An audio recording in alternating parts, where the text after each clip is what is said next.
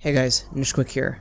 So, I am very happy right now. I want to talk about a franchise that I really love and a franchise that I didn't really get into until fairly recently, and that is Metroid. Metroid has been doing some really awesome things lately, and I just want to gush about that and talk about that, and maybe if you guys haven't played the Metroid series, maybe you guys might give it a chance after this video, but also just wanted to remind you guys, hit the like button, hit the subscribe button, really helps out the channel.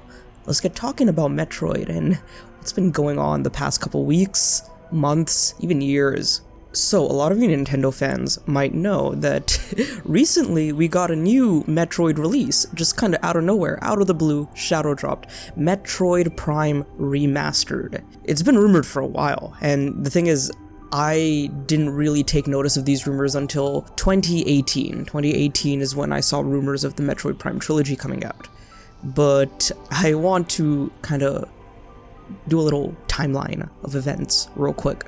So the year was 2016. Metroid fans were, you could say they were eating alright. Metroid Prime Federation Force was around. It was not what people really wanted, and unfortunately it kind of soured the fan base. But 2017 came around, the Switch was announced, the Switch was revealed, released, all that. Come E3, we get two massive Metroid announcements. Metroid Prime 4! A game that I didn't expect, and many others didn't expect. Metroid Prime 4 was announced, and that was a huge deal. No one was expecting that. And then, of course, Metroid Samus Returns was also announced and set to release later that year. So, yeah, overall, pretty good year for Metroid fans. Pretty good year. And then comes the radio silence of Metroid news, Metroid anything. And then the unfortunate, sad announcement in early January 2019. About Metroid Prime 4's restart in development. It was pretty unfortunate, pretty sad, but I will say this, it is very commendable that Nintendo came out and was very honest about what's going on with this game and said, hey, we want to provide the best experience for you. Let's go back to the drawing board and restart this, and give it back to the team that deserved to have the game from the start, Retro Studios. From then on, Metroid was not much in the discussion. Things were kind of a mystery, you could say, until rumblings of a 2D Metroid started re-emerging. What if it is the fabled Metroid Dread? What if it is Metroid Dread that should have released all the way back in 2006, but kept getting, you could say delayed, but just kind of moved back further into Nintendo's lifespan, I guess you can say, or the Metroid lifespan. And I will say this, I was not really a Metroid fan before Dread. I owned Prime 3, I played Prime 3, I wasn't really that big of a fan, but I will honestly say this, I did not understand the state Metroid was in before the release of Dread, or before the lead up to Dread. I didn't understand that Metroid didn't sell much. I didn't really know that. I always thought Metroid is one of the big three Nintendo franchises, originated on the NES, Super Mario Bros., The Legend of Zelda, and Metroid, the tentpole titles of Nintendo. It was news to me that the highest selling Metroid game was Metroid Prime on the GameCube, just shy of 3 million, didn't even hit 3 million. So that was news to me, and when Dread was announced, when Dread was set to release, and Nintendo's pushing out that marketing like crazy, I felt something like kind of spark inside of me. That shine spark, I guess you can call it. I felt that flame kind of light inside of me, and I told myself, I'm feeling this, I'm enjoying this series, I'm enjoying this franchise. I understood what Metroid fans were feeling at that point, because everyone was saying, go out and buy Metroid Dread, go out and purchase this game, go out and see what makes this franchise so good, what makes this franchise so revolutionary, because it is the franchise that has inspired so many of today's best and most beloved indie games. Hollow Knight, Dead Cells, Guacamelee, even, this is not indie for sure, even Dark Souls, believe it or not, Dark Souls, Elden Ring, Demon Souls, a lot of these games saw inspiration and roots from the Metroid series, also Castlevania, Yeah, it created the Metroidvania genre. What I want to say is, Dread did the unthinkable. It really revived the franchise. Dread is now the highest selling Metroid game, but I want to say one more thing. Bringing this all the way back to Metroid Prime Remastered. Metroid Prime Remastered, I am approaching the end of this game, and it is honestly a fresh, new experience. I played this game a little bit before Metroid Dread released in the summer of 2021. I played it for the first time on my Wii U. And even then, I was like, wow, this game still holds up in terms of the gameplay, in terms of the mechanics, and even like the world design and the layout and all that. It just felt so immersive and so new and so good. Putting it on the Switch, redoing a lot of the art, the assets, and making it look so crisp and so clear and so good, it really, really did wonders for this game. And I want to talk about this in particular. So, I am right now on gamesindustry.biz. Look at this. Hogwarts Legacy narrowly holds onto number 1 for a 4th consecutive week in the UK. The game retains the top spot in the physical retail charts despite a 30% drop in sales week on week. Its biggest challenger this week is Metroid Prime Remastered from Nintendo, which misses out on number 1 by just 1,000 units.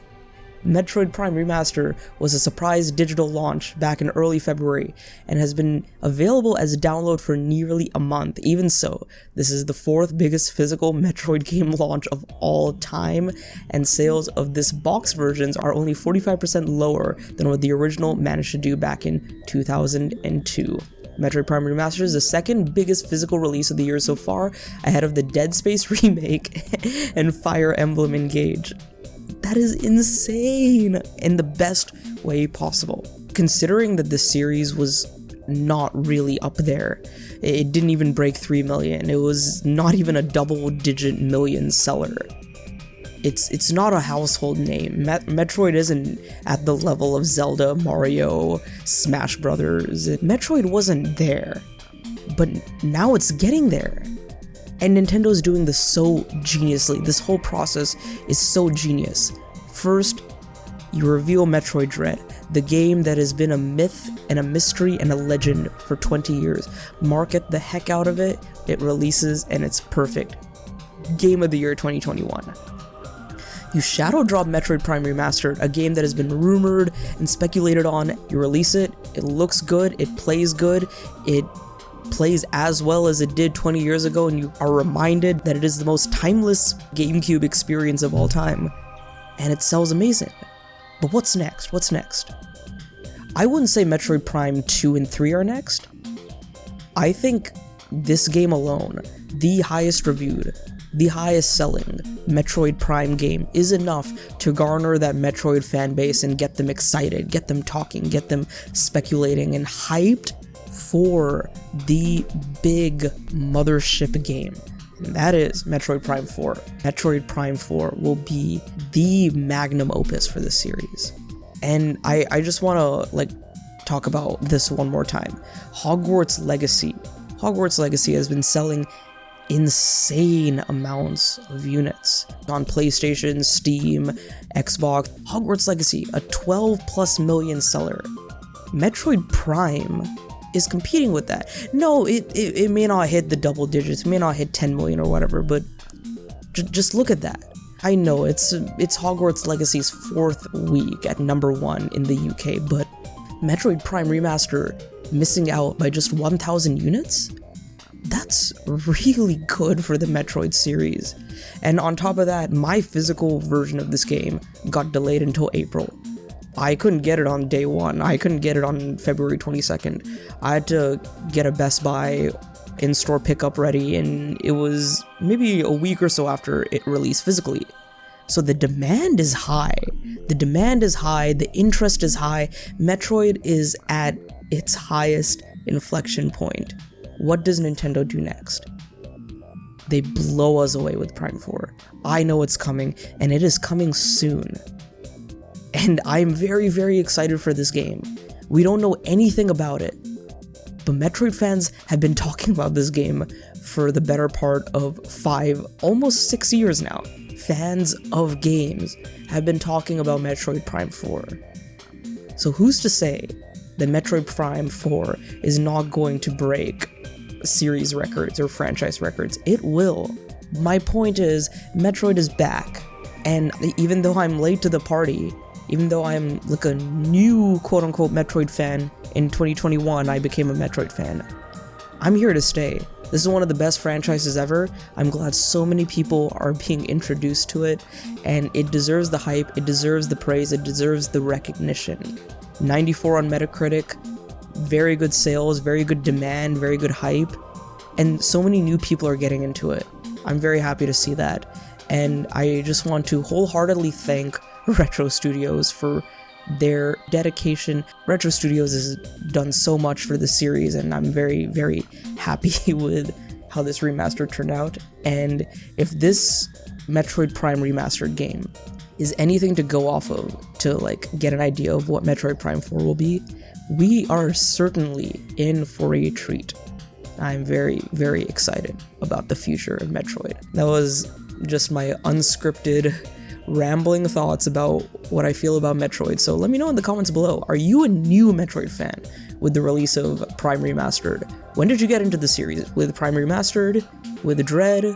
With Other M? Or Prime Federation Force? Or any of those games? Let me know in the comments below. Let's talk about Metroid. It's a really great series, and if you haven't played the Metroid series, I highly, highly recommend it.